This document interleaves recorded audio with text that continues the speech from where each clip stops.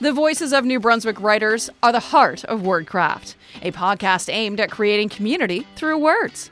WordCraft is a creation of the Writers Federation of New Brunswick, a nonprofit organization that helps New Brunswick writers to write, acquire skills, and showcase their talents to the world. The show is hosted and produced by Jenna Morton, with technical production by Tosh Taylor. The WFNB acknowledges that the land on which we live, work, and gather is the traditional unceded territory of the Wolastoqiyik and Mi'kmaq Peoples. We honor the spirit of our ancestors' treaties of peace and friendship. We acknowledge the support of Arts Culture NB. There are many helpers along the way between a writer sitting down with an idea and that idea finding its way into the hands of a publisher or the public. And one of the most important helpers is the editor. Whether you are looking for insights on polishing your own work before sharing it or wondering how one becomes an editor for someone else, this episode is for you. In the fall of 2025, the Writers Federation of New Brunswick hosted a workshop with the multi-talented Brian Henry. Brian is a book editor, writer, and instructor with nearly 3 decades of experience in the industry. He is the powerhouse behind the popular writer's resource blog, Quick Brown Fox. He sat down with me after his workshop to talk about editing, writing, and a whole lot more. Here's our conversation. Welcome to WordCraft, Brian. Thank you, Jenna. I would love if you could start for us just to really kind of give people a definition and an understanding of what you do as an editor. Okay, so these days, what I do as an editor is I work directly with writers rather than with publishers. So these days, what I do is people send me their manuscripts, and it might be a script for a picture book, it might be a manuscript for an adult novel, it might be a memoir, it might be a draft of a query letter they're working on. And I read it, and I make helpful suggestions of how to make it better. If it's a query letter, sometimes I end up kind of rewriting it. If it's, a novel or something like that, usually I'm going through it. I'm not going through it so much line by line, fixing things, but I'm looking for sort of more big picture things. Like, okay, you've got a hole in the plot here, or what's working really well in this manuscript is this, and can you emphasize this more, bring it more to the fore, use it more, and what's not working so well is maybe this, can you maybe either change it so it's working better, or maybe maybe you don't even need that piece. Of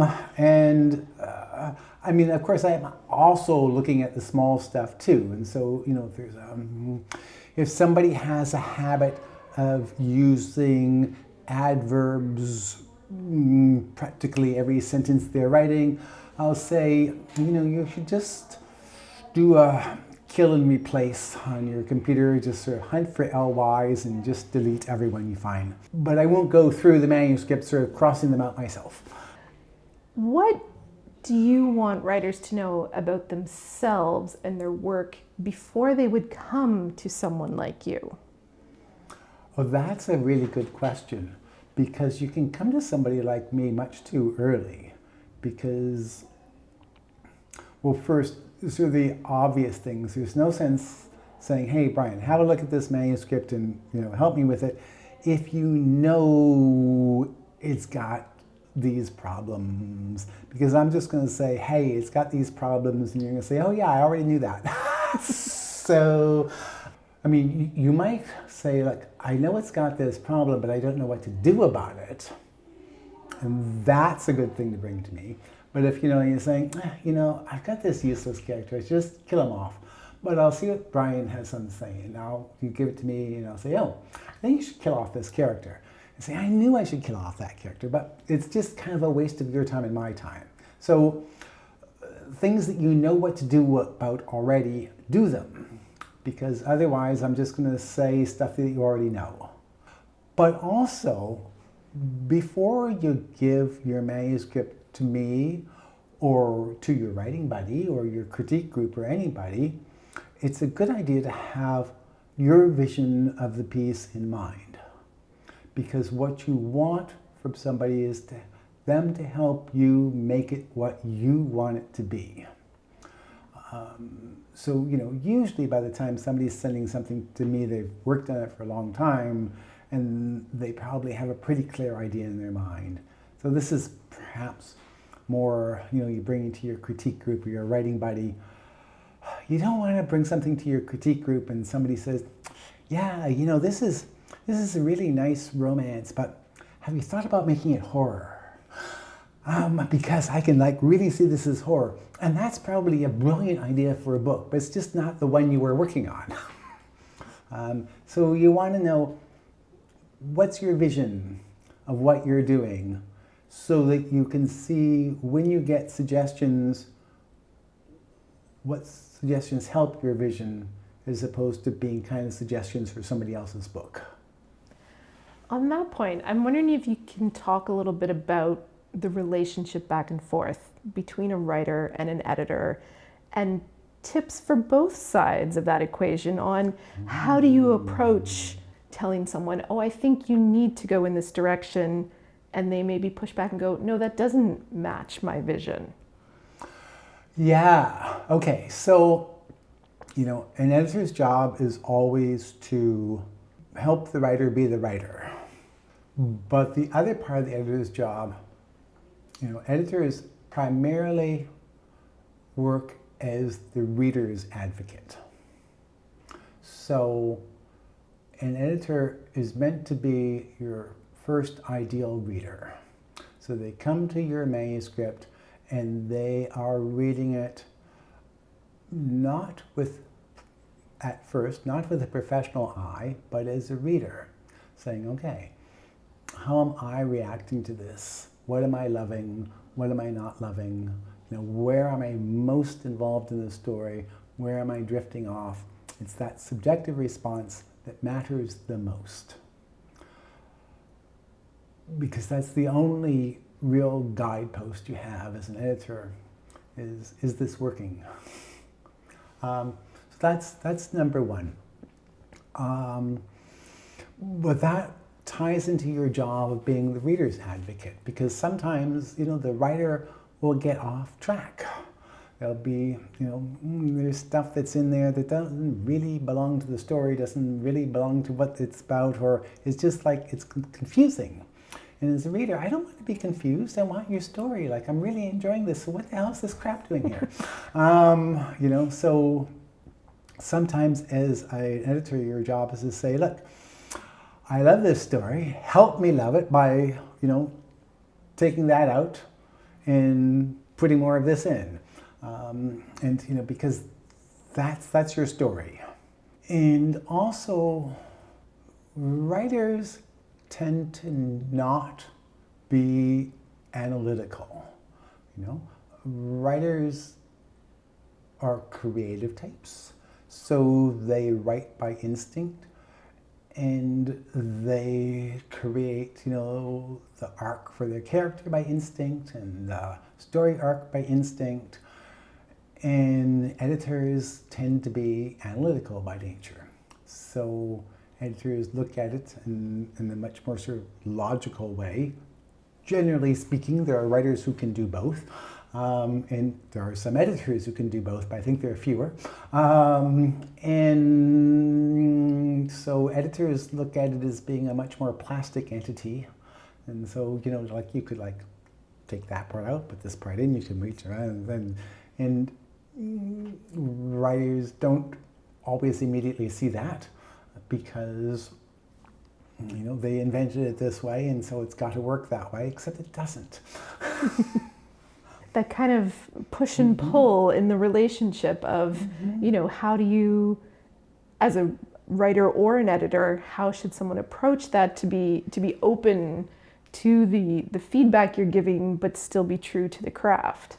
Yeah, I guess the editor's job is to try to see what the writer's doing and to be able to articulate that, because the writer instinctively understands what they're doing, but they're not necessarily able to articulate it. And that's where the creative side versus analytical side comes in. So Yeah, so there's like sort of like that push and pull. The editor is trying to bring in the sort of like the more left side, and the writer's working on the right side, meaning left and the right side of your brain, as it were. So one of the interesting things that you talked about in your workshop you did for the Writers Federation of New Brunswick around Kidlit was looking at kind of laying out all the different genres and the different age groups and talking about what publishers are looking for. And around the room, I saw a lot of writers' eyes kind of going, oh, I never stopped to think about the business side of it in that sense. So I'm wondering if you could give just a little bit of insight, not necessarily to Kidlit in general, but in a broader sense, when writers get to that point that they have something, what kind of questions should they be asking? Where should they be looking for information about what publishers are actually looking for from their work? all right, perhaps a good source is to look at what the publisher is publishing. And publishers put out catalogs. Every season, there are new books.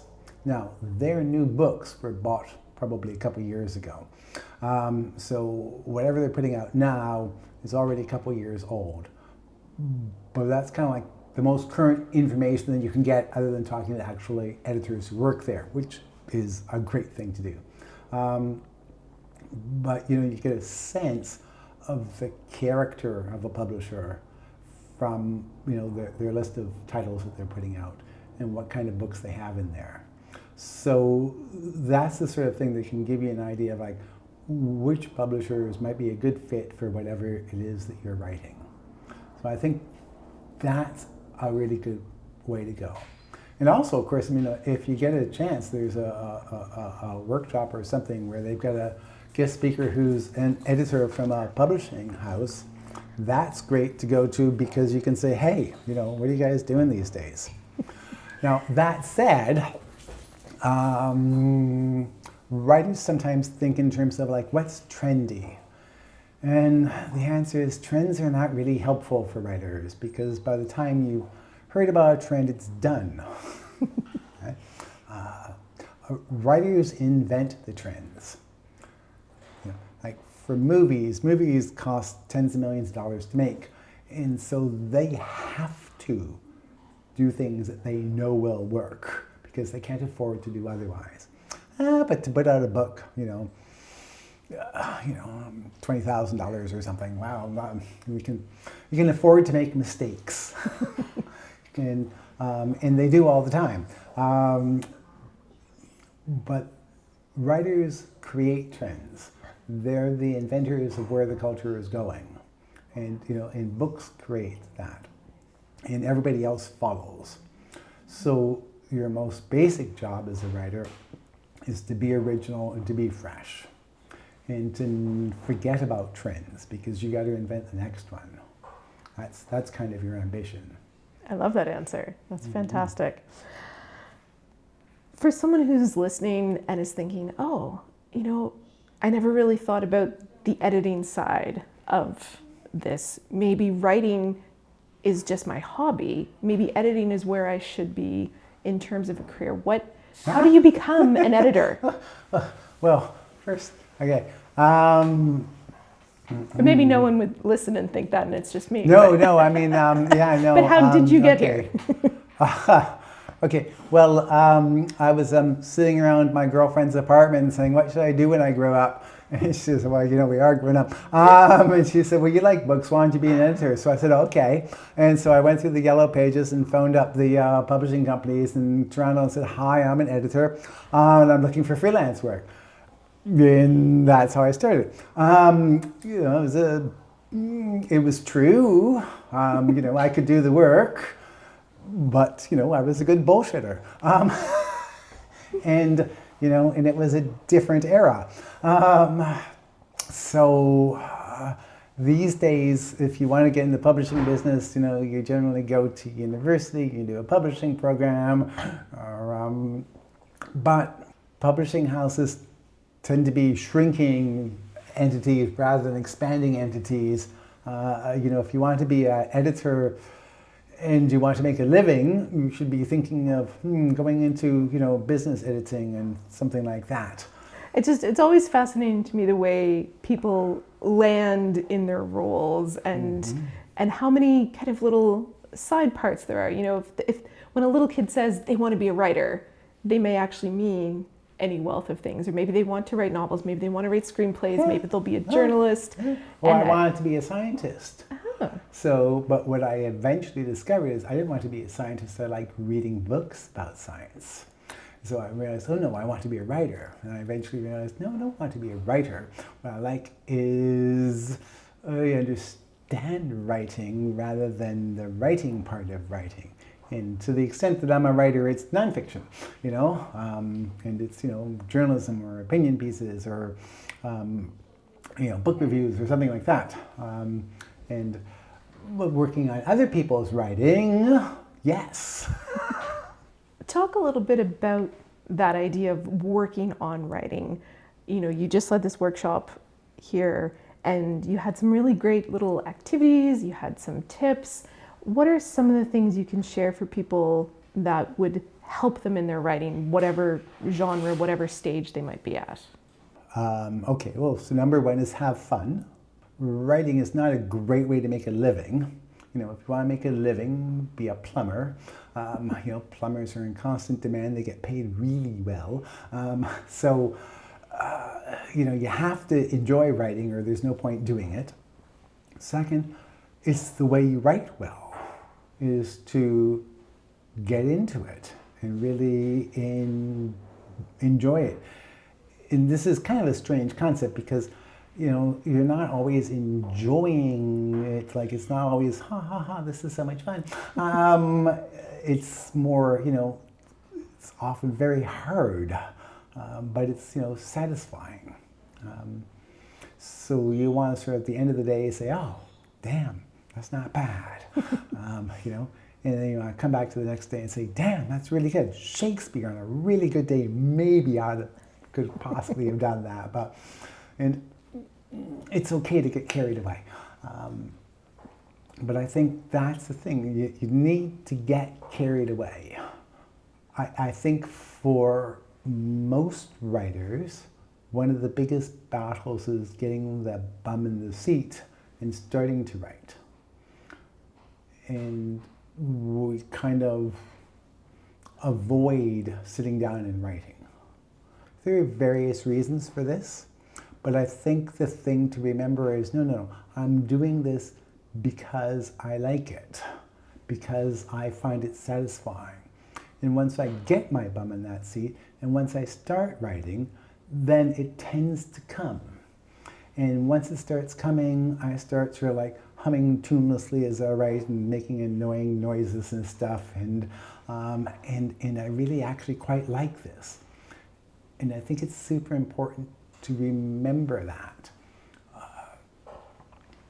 People have this advice, you know, you've got to treat writing as a job. You have to sort of like have your hours and keep to those hours, etc. And I think that that's kind of true, that it really helps to have a writing habit. There's a particular time of day that you write, or, you know, you've got your schedule. Every Monday, Wednesday, and Saturday morning, you write from these times, or just so that you've got some sort of schedule and that you're going to have your bum in the seat. But if you start thinking of it as a job that you have to do, then you're defeated, because you instantly set up psychological resistance. Well, if I have to do it, that means I don't want to do it. And, well, you're toast then, because you don't have to do it. You know, you're doing it because you like doing it, because you think it's worthwhile. I like that. I think we're getting close to a place where we can kind of wrap this up. And so I was wondering if you could share just a bit about the value that you take from coming and doing things like writers' workshops like this weekend. Oh, well, it's just so astonishing what wonderful pieces of work I hear. I mean, I feel utterly blessed. And, you know, if in any way I can help people keep doing this, is like, what more could one possibly ask for? I think that's a beautiful place to leave this. Thank you so much, Brian. Okay, well, thank you, Jenna. Brian Henry is a book editor, writer, and instructor. He runs the Quick Brown Fox blog and was a guest of the Writers Federation of New Brunswick in the fall of 2025. WordCraft is a project by the nonprofit Writers Federation of New Brunswick. The show is hosted and produced by Jenna Morton, with technical production by Tosh Taylor.